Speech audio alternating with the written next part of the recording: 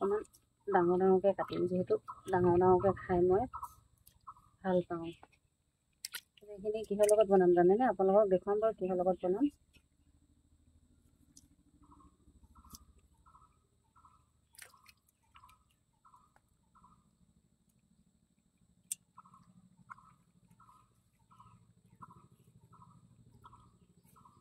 কাটিব জানিছোঁনে?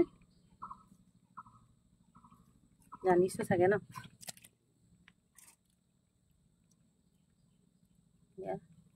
লিভাৰ নতুন কি হ'ল, ইয়াৰো আকৌ দাম আছে নহয়। খাই ভাল হ'লে ভাল লাগিলে কি হ'ব, ইয়াৰো দাম আছে। আমি আৰু মানুহবোৰ কি নাখাওঁ আৰু ন, লুভীয়া মানুহ। এফালৰ পৰা চব ডকচি ডবাই যাওঁ আৰু।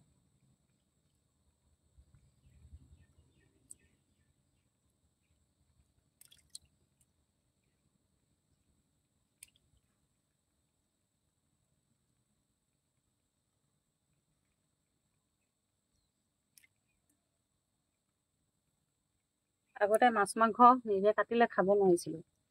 এতিয়া আৰু কি হ'ল, কাটি কাটি মানে অভ্যাস হৈ গ'ল। এতিয়া আৰু ঘৰত নিজে নাকাটিলে যিহেতু খাবলৈ নাপাওঁ, সেই গতিকে কাটি ভালেই পাওঁ আজিকালি।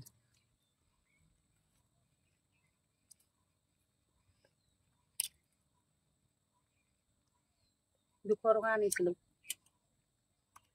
দিছে বাৰু, ভালেমানখিনি দিছে $200, কমকৈ নাই দিয়া।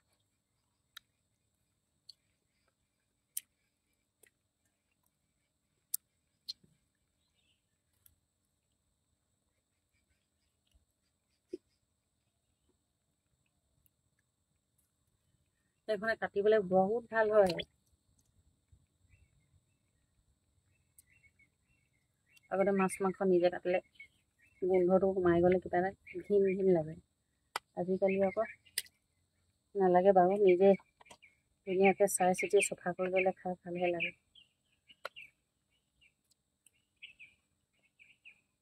এতিয়া সময় হ'ল 1টা বাজিলে। মোৰ এতিয়ালৈকে এইবোৰ কাটি থাকোঁতে টাইম লৈছে বহুত।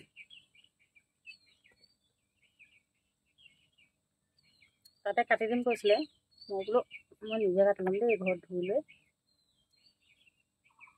সেনেকৈ বুলি ঘৰতে ধুম বুলি লৈ আহিলোঁ।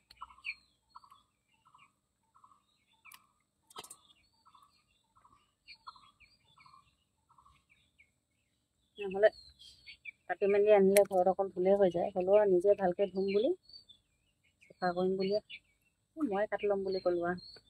এতিয়া আৰু ভালেই পালে আৰু ন, মই নিজে কাটিম বুলি কোৱাৰ কাৰণে।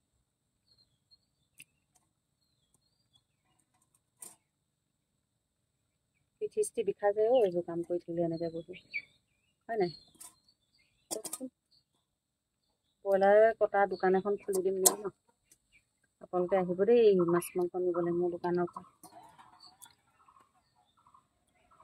ফাইনেলি মোৰ কটা হৈ গ'ল।